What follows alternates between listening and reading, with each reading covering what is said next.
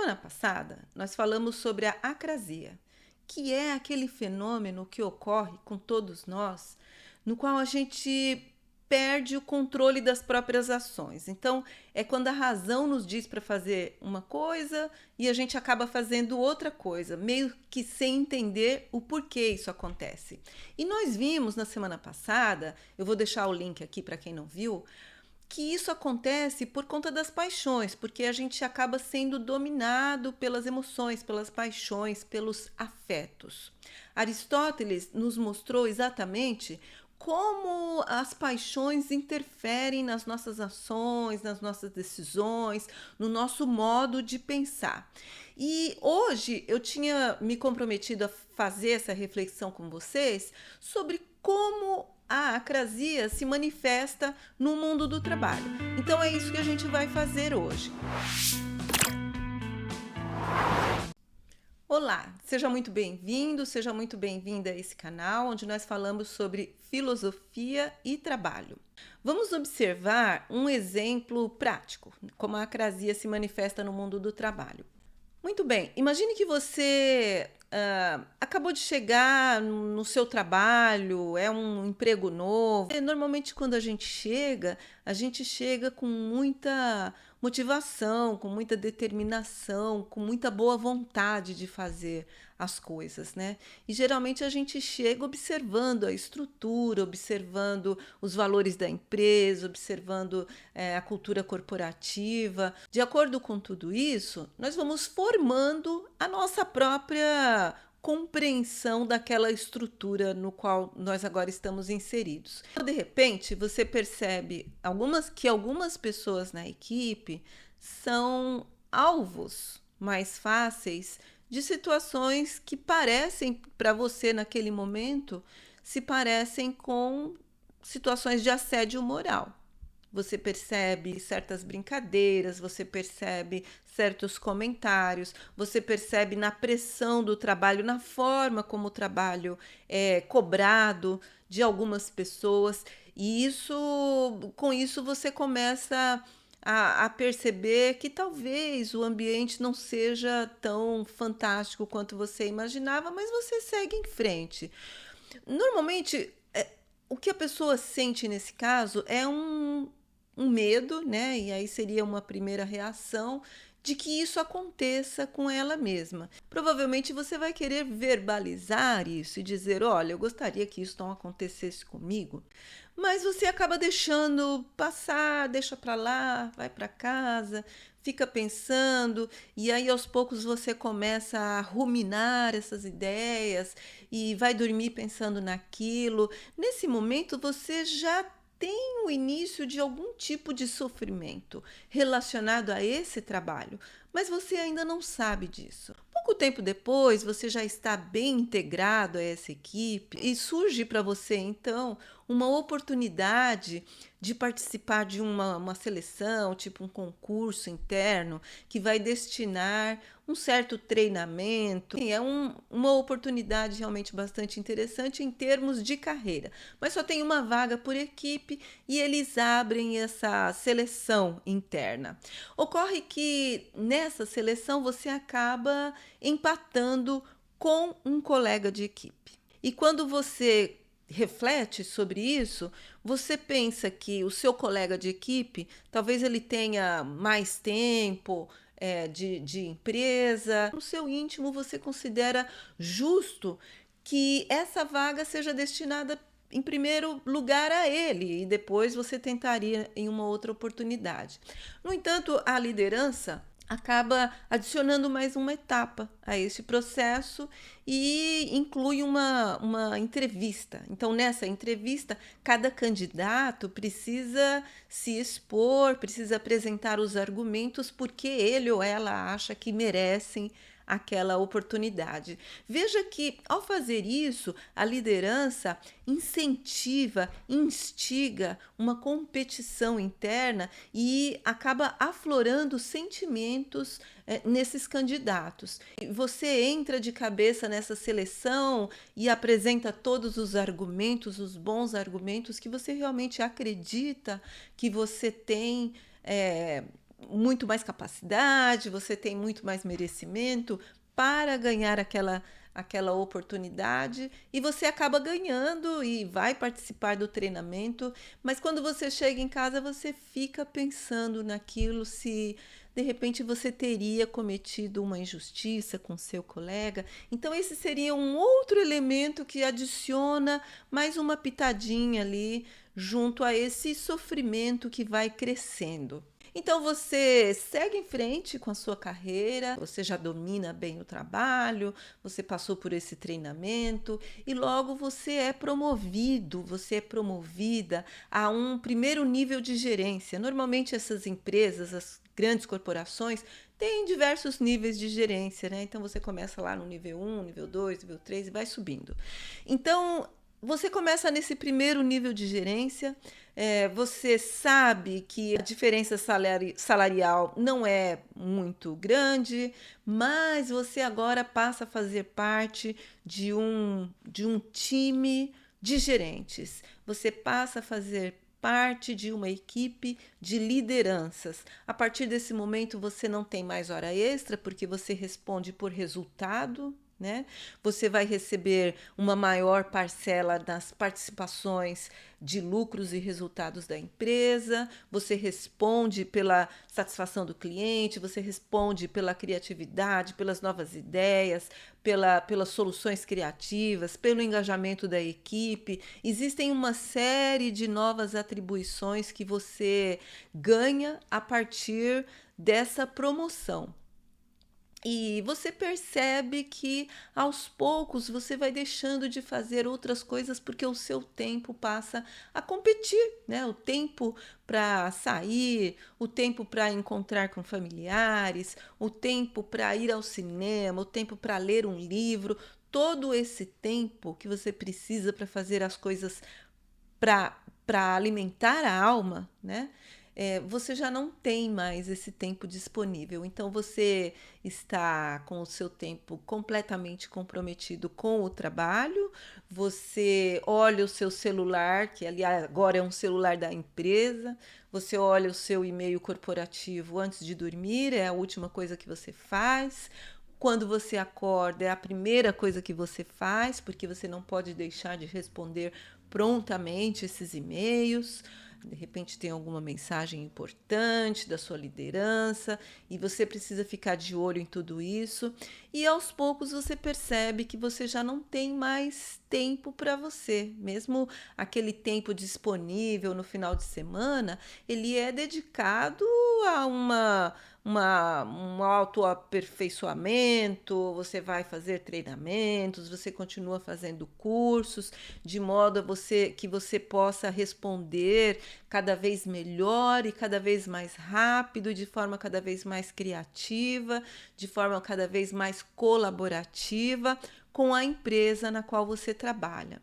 Ora, muitas vezes você questiona se você estaria fazendo a coisa certa, se você deveria trabalhar em alguma outra atividade. Você passa a questionar se você quer mesmo fazer o que você faz, se você deveria estar fazendo alguma outra atividade que lhe trouxesse uma maior satisfação.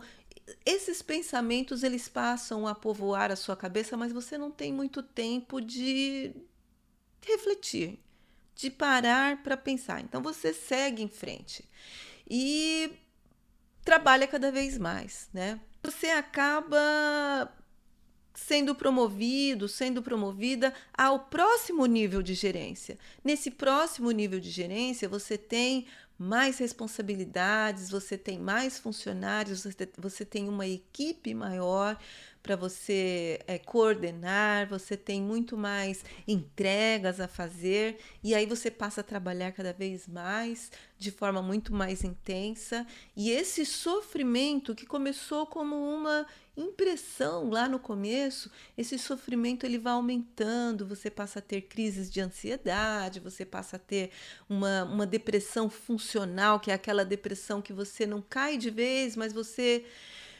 trabalha como que no piloto automático. Então você segue porque você tem medo que você não consiga corresponder a essa confiança que lhe foi, né, atribuída quando você foi promovido, quando você foi promovida, e você passa a trabalhar cada vez mais, cada vez mais. Veja que você está ali no começo dessa jornada, você está num segundo nível de gerência e podem haver muitos outros níveis, né? A cada nível, essa situação vai piorar e você vai ter cada vez mais trabalho, e a empresa, por sua vez, ela tem metas crescentes. Um outro agravante em relação a isso é que, em decorrência da pressão que você vem sofrendo e do próprio sofrimento relacionado ao trabalho, você vai perdendo um pouco da gentileza, você vai perdendo um pouco da paciência, você já não tem paciência para falar com seus colaboradores, com as pessoas da sua equipe, você cobra de forma muito mais intensa, porque você acaba pensando também que não é justo que você esteja com uma pressão tão grande e que as pessoas que estão ali para ajudar não tenham a mesma garra que você tem ou que você tinha quando chegou, não tenham o mesmo sangue no olho, como se fala. Então você passa a tratar as pessoas, mesmo sem perceber, de forma pouco gentil, de forma rude. E aos poucos você percebe que acaba tratando as pessoas daquela mesma maneira que chamou a sua atenção quando você chegou na empresa, que você percebeu que algumas pessoas eram alvo de uma forma de tratamento que se parecia muito com assédio moral. Você passa a praticar isso sem perceber. Só que ao fazer isso, você sofre também. E veja que nesses vários momentos em que nós falamos aí, nesses vários exemplos de várias situações, você tem, por um lado, a sua razão sempre chamando a atenção ali, dizendo para agir de uma determinada forma, mas no calor da emoção você acaba agindo de uma outra forma e depois se arrepende. Então eu queria trazer Thomas Hobbes para nos indicar dois afetos que ele considera como dois afetos fundamentais e que norteiam todas as nossas ações, ou seja, todas as pessoas, segundo Thomas Hobbes, agem em decorrência do medo e do desejo da glória. Veja que isso dialoga muito bem com aquela ideia de Aristóteles, que está lá no Ética Nicômaco, que a gente já falou em algum vídeo aqui, que é o seguinte: nós fazemos o que fazemos para obter prazer e deixamos de fazer para evitar a dor. É a mesma ideia, é a mesma coisa. Então, o que Thomas Hobbes vai nos dizer em relação ao medo? Nós agimos pelo medo da própria vida, né? O medo de ameaçar a própria vida, medo de morrer, medo de afetar a vida das pessoas que nós amamos, mas também o medo em relação às coisas às coisas materiais. Então, em relação aos bens, em relação aos bens que nós acumulamos, em relação também a um determinado prestígio que nós conquistamos naquele cargo, na empresa. Então, o medo ele se relaciona a todas essas situações e ele acaba meio que dirigindo as nossas ações. Por outro lado, existe o desejo da glória, né? A glória, o que é? É aquele prazer que se sente quando existe um reconhecimento da própria honra. E, de preferência, esse reconhecimento que seja público. Não sou eu que estou dizendo, segundo Hobbes, todo ser humano é guiado por esses dois afetos. Agora, veja que interessante isso, né? Ao mesmo tempo que esses afetos, eles são vistos também como vícios, né? A pessoa sábia, ela vai buscar o caminho do meio, que é o caminho da virtude, né? Entre esses dois excessos. Veja que a virtude, ela está no caminho do meio entre dois excessos. Então, a gente vê aí que esse desejo muito exacerbado de glória, ele está numa dessas pontas, né? Como um excesso de vaidade, um excesso de necessidade de reconhecimento, e por outro lado, também esse medo que também é um excesso que paralisa, né? A gente sabe que o medo, ele é necessário inclusive para proteger a vida.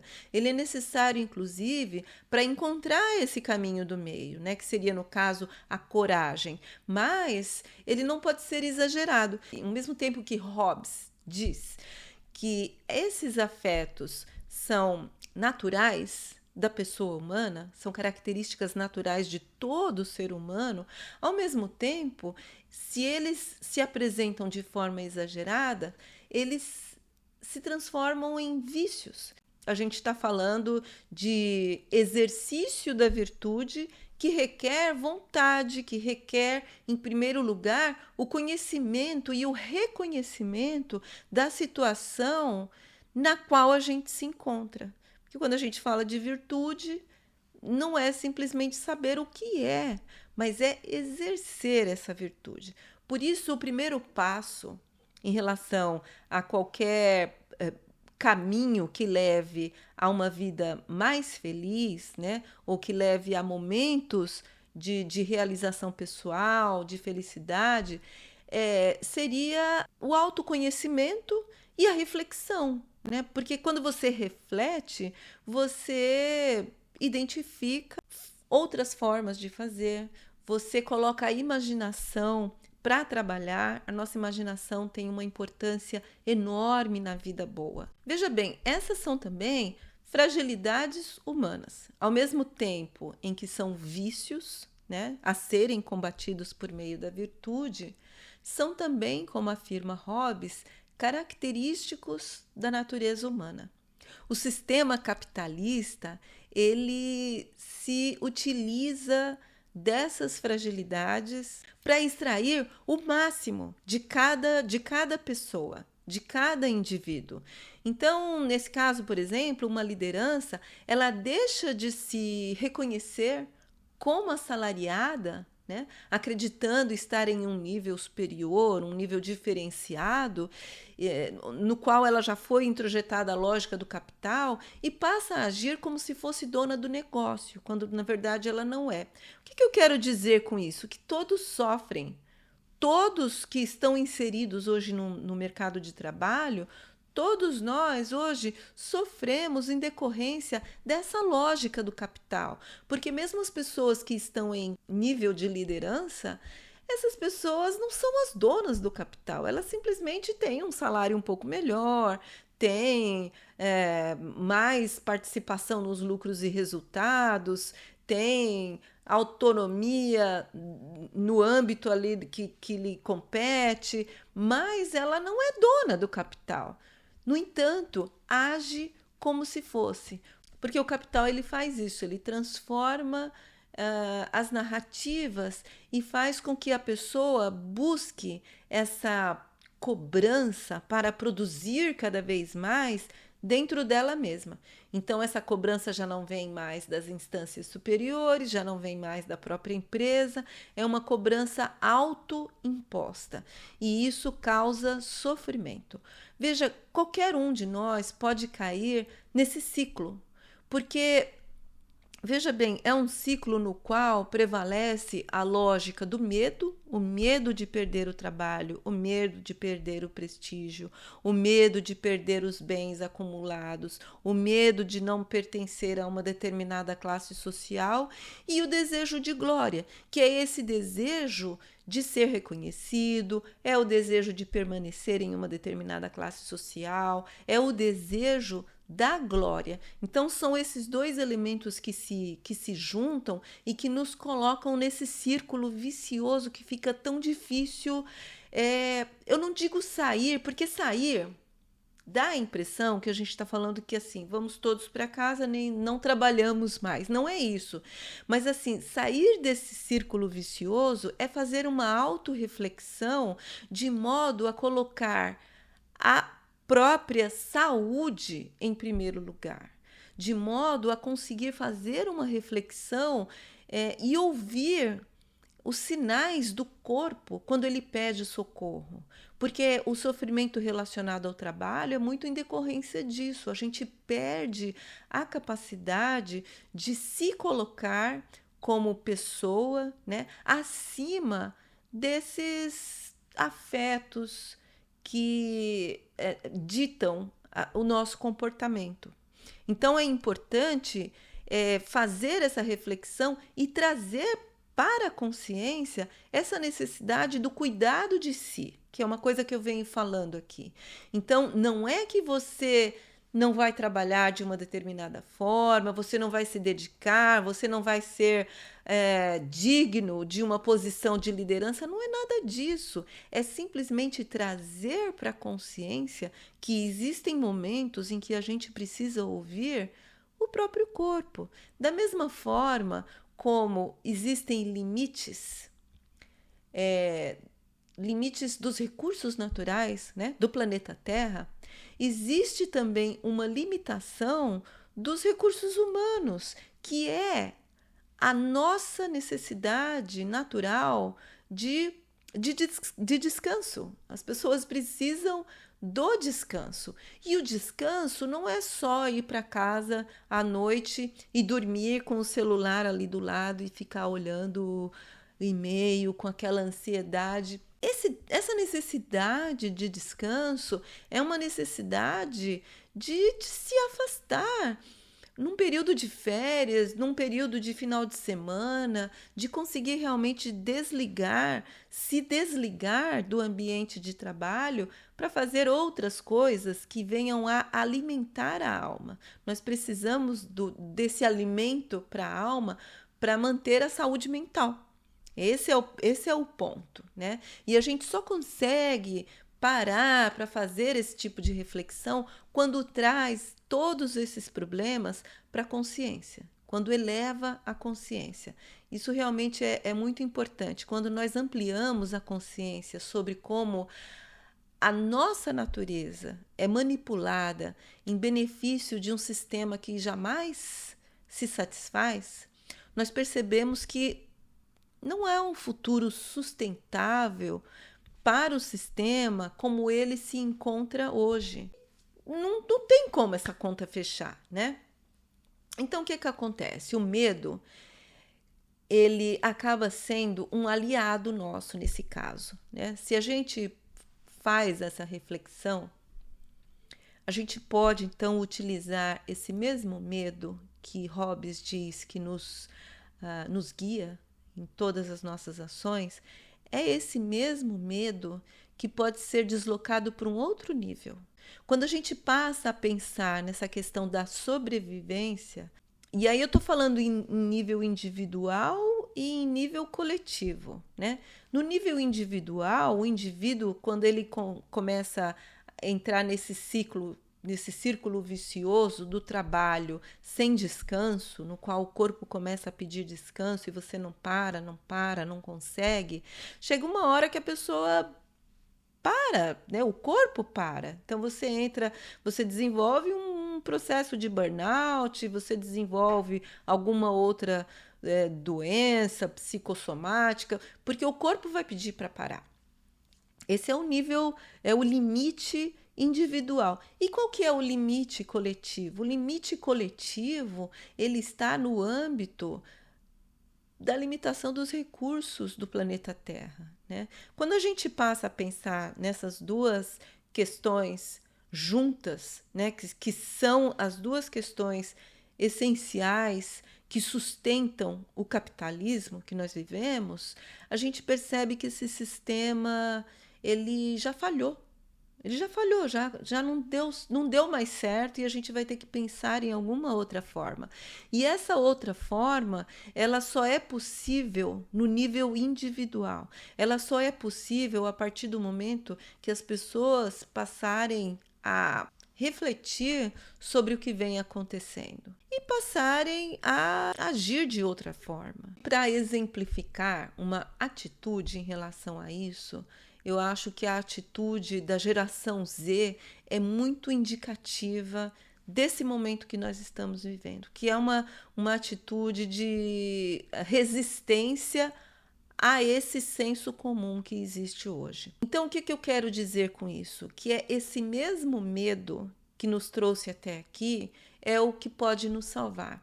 A partir do momento que nós percebemos que existe algo que ameaça a nossa existência, nós direcionamos esse medo para um outro nível. Eu vou trazer, então, uma citação de Thomas Hobbes.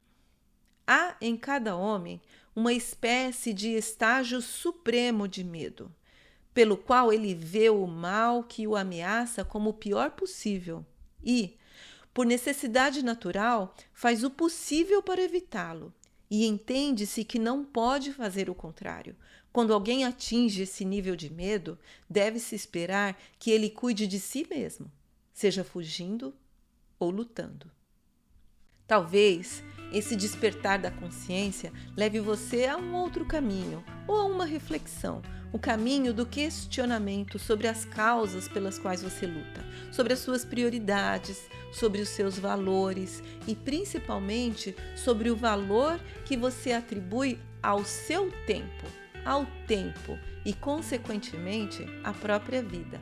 Eu espero que essa reflexão tenha sido interessante para você. Deixe uma mensagem, vamos interagir, me diz o que você pensa sobre isso e eu te espero no próximo vídeo. Muito obrigada e um abraço!